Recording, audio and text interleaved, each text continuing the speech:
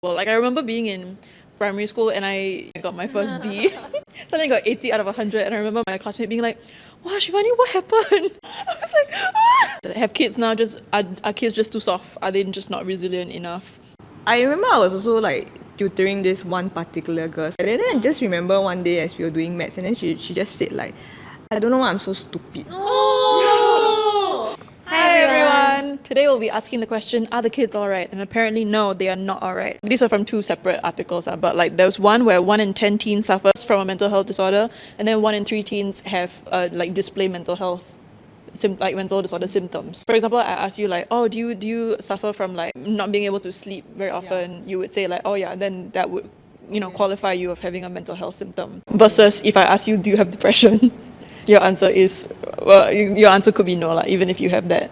Yeah, I think the stats kind of fall into what I would expect. In fact, I thought it might be higher for those who are officially diagnosed. It feels like it should be more than 1 in 10. So you think Singaporean youth are mentally ill? Oh, help. I think Singaporean youth have and face a lot of mental health issues. But in comparison to like last time, older generations, I don't know whether it's things are changing now that like youths have more things, or is it just last time it wasn't like reported or like they don't diagnose also. Okay. Yeah. So our first like discussion point is, I wrote it down as, what's going on? Like now is an era where it's very difficult to be a teenager, maybe more so than our time, or like it's getting increasingly difficult. Like, can you state some reasons that you can think of for why that would be? Social media is kind of magnifying a lot of things like pretty people, good-looking people. This is the right thing to do. This is the wrong thing to do. Like it's very apparent in your face that there is a kind of like a narrative on social media. And I think also the fact that now there are a lot of single child family and a lot of parents, their kids to them is like an investment or something they put a lot of work and effort to grow up, and therefore the 1 or 2 kids that they have, they want to give them the best that they can, and that puts a lot of stress on the kids. My thought is also, isn't it like parents are talking a lot about like gentle parenting now, and like they're more, my image of it is they're a lot kinder on their kids and not so like cane in your face, like want you to do your math kind of thing. So as in, I'm wondering whether the academic pressure is self-imposed or like where did it come from? Yeah, and then on social media point, I guess cyberbullying also. We also get bullied on our videos, so all the more for kids, right? Like I think, not kids, sorry, teens. Like I think it's a lot worse for them now. Like anonymous cyberbullying online is probably a lot more prevalent. Yeah. So when you were this age, or when you were like that as a teen, like what was your biggest concern, do you think? Was it just school? Definitely it was school, yeah. Getting good grades, especially the transition moments when you move from primary school to secondary school, and then suddenly you have like, 7 subjects? Yeah. And I'm like, how do you expect somebody to be good at 7 subjects? That's just insane, right? So I remember I couldn't know how to tackle all these different subjects as well. And then of course there's O-levels. When you're like younger, the only real thing you have in your life is like school and the need to succeed, and so your whole world just becomes about school. And so the minute you get like a band lower than what your parents expect, suddenly it's at the end of the world. Like I remember being in primary school and I got my first B. Suddenly got 80 out of 100, and I remember my classmate being like, wow, Shivani, what happened? I was like, ah! It was a stressful environment for us also.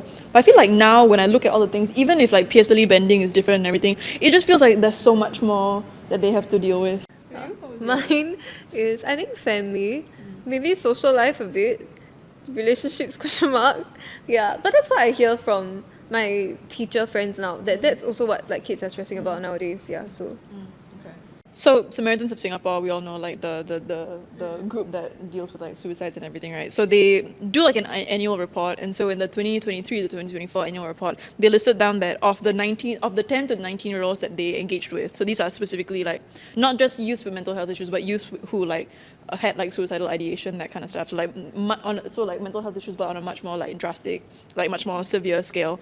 Their primary concerns were like family, romantic relationships, and social life. Samaritans of Singapore also has like an active engagement line where something about they might send people like if someone's like needs help very directly, very urgently. Of the cases that they need to, do the active rescue thing for. 80% of the cases that they had to send like a team out for active rescue were between the ages of 10 to 29. Oh, well, that's a wide range. And then specifically 42% was 10 to 19. So almost 50% of all the cases that they deal with are preteen to like late teens. Which I was like, oh my god. Yeah. I mean, nowadays we also hear about primary school kids that unalive themselves. It's something I never heard back in my days. And Oh, really? Yeah. It's only like I heard a lot. Really? I don't think I did it. Oh, really? Is it just my neighborhood?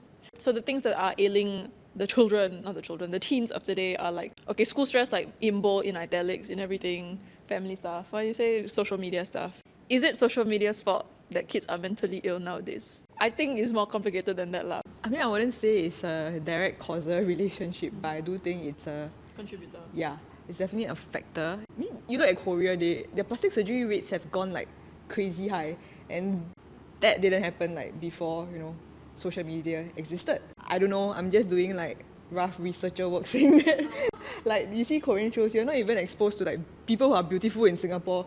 You're like exposed to people beautiful all over the world. And then it just seems like there's so many beautiful people, and then you look at yourself in the mirror and it doesn't match up. I think that definitely affects you. And in social media, everybody is constantly posting about positive things, so you just get this magnified feeling that everybody's having such a good life and I'm not, so it kind of feels sucky. I think there's two sides to it. Okay, I don't know if this will go too far. One of it is definitely, because you see more people like across the world, you compare yourself to strangers and stuff, right? But I think there's also the good side of social media that we talk about, that there are things that like help you to learn and like process your emotions better. Like even as a 20-ish-year-old, I'm still learning new things about myself because of what like creators are talking about on social media. I think the issue is more of like how teens are interacting with the content, because I think from our perspective now, probably we wouldn't compare as much compared to a teen, because we are at a place where like we are more secure in our identity and who we are. In that growing up phase, I mean, we've all been through it, like you're very insecure. And I think that plus the magnification in social media, is there a way that we can help them? Because you can't stop them like from like looking at social media. So how can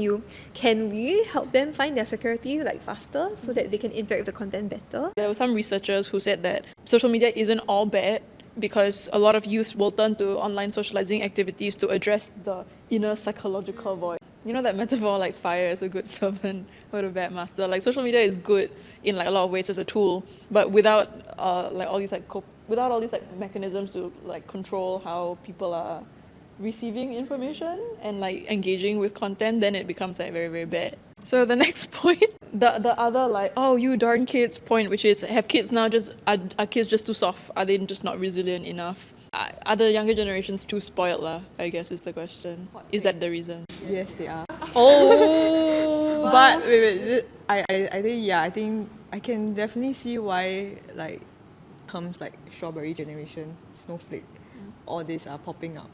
Because I do feel that the young people are more fragile now. But that's also, like I mentioned before, they are growing up with like tougher circumstances. So I think it's normal that they will be a bit more sensitive, and then you have the whole woke culture. Once they make up their mind on something, it's very hard to change their minds also. I mean, when we do street interviews, even Gen Z say that about Gen Zs, that like they are too sensitive and like, everything also cancel. So I guess some of them do feel that way about their generation also. But I also want to say that there are benefits to them being more woke, strawberry, snowflake, in the sense that I do see social changes happening faster. Social changes actually benefit me. Like I think work-life balance, there's a lot of talk about that. And I think I'm quite a benefactor of that that companies are taking legitimate action. Yeah, so for my generation, the narrative or the story told to us is that after we finish university, we we work very, very hard. And then it's only later that we reap the rewards of our hard work. Like there's no other second choice where, okay, you can lie down and lay flat because you already chung for the earlier part of the life. No, you keep chonging. You chung until you die. You chung all the way to the grave. You are a slave. Yeah, you chung until at least 30s or mid-30s. Then, yeah, when your kid a bit older, then you can like settle down. But I don't think that should be the way They are a little bit less resilient, I feel, because I think when we talk about like the younger people in workplaces, like they fight more for like like what you said, like work-life balance, all that. So they don't really want to do like above what is like their job scope, right? So I think because of that, naturally the older generation, because of like what you said, they suck it up. So naturally they already carry a lot of things on their plate, and because of that, like they are tougher and like they are harder, like it's a fact. Yeah, but like the younger generation, because they refuse to do that, then I guess naturally, yeah, their capacity is slightly smaller, and I would say that because of that they are less resilient. Yeah, but I mean also considering, yeah, they have social media and all that, so I can't fully say that like they are less resilient per se. They just don't face the same things as the older generation, and they're not tough in the same way, I guess. Yeah.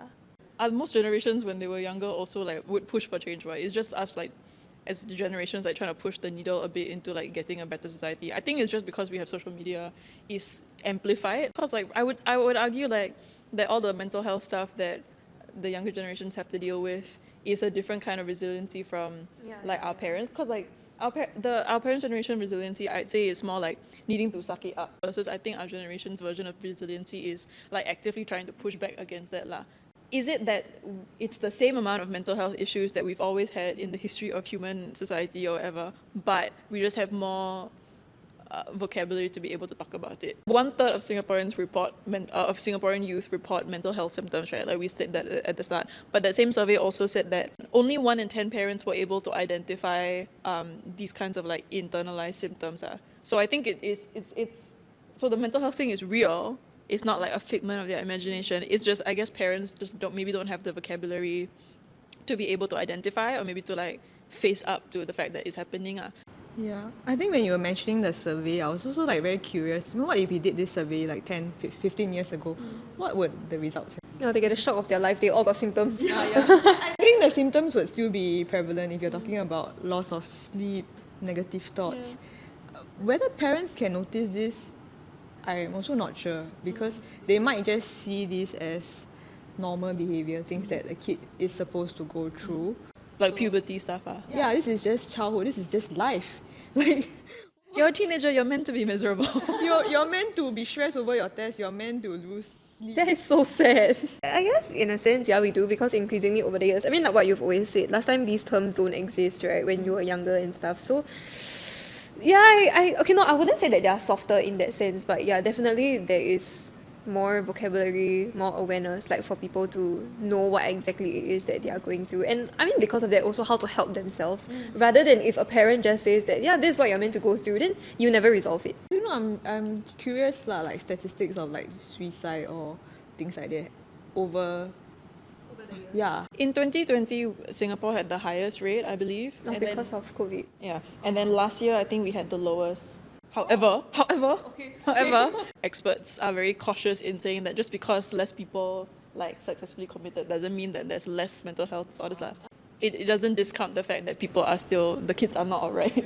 Maybe for the younger people, especially the kids, maybe the stress is more now, because back then I think even when their parents working 5.5 days, like the stress on kids were lesser lah. I definitely think I would be more stressful as a kid now than I was in the past. So for you specifically, do you think the increased mental health conversation is just because we have more resources to talk about it, or is it actually also the social like ailments of society are also like increasing on kids specifically?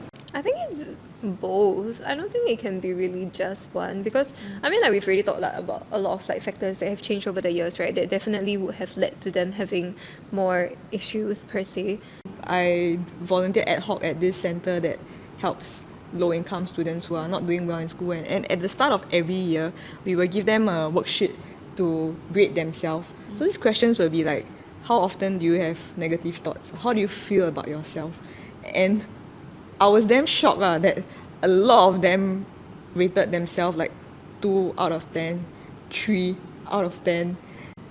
When after like class, and then we were looking at all the other worksheets, and it's quite common. People were just putting very low grades on how they feel about themselves. I remember I was also like tutoring this one particular girl. So she's a very good, she's not good in her studies per se, but character-wise and everything, she's great. Like she's a leader, she talks in class, like all the tutors love her. And actually, she wants to be like a K-pop idol. She's very into K-pop and things like that. Then I just remember one day as we were doing maths, and then she just said like, I don't know why I'm so stupid. Yeah. Then I just try and tell her like, you cannot be good at everything. Like you may not be good in maths, but that doesn't mean that. Please do not use this kind of like benchmark to just like put a value on yourself. So I really feel very sad for those kids who are trying their absolute best. Okay, those who are not, maybe okay lah.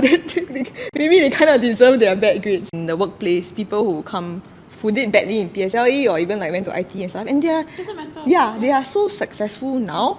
It's like the grades is just like it really doesn't matter now. But back then, I can imagine that for students, like that's the be all and all. Yeah. But I really don't understand where this self-imposed pressure comes from. I don't, like, is it schools or what? Like, are teachers doing something that we don't know? Because like when you say, right, that like out of the blue, like the kid will be like, why am I so stupid? Like, I don't think I've ever thought that as a child. I think it can be from yourself. Now when I think about my younger back days, like especially when I transitioned, I think primary school, I was like actually a really stressed kid and mostly self-imposed. Like I just really wanted to do my best at everything. I remember in primary school, I would get, this is not a flex, but I would get like an award every prize presentation. Okay. And then in P5, I got no awards, and I was so terrified that I think I lied, and I was like, oh, I got best in Tamil.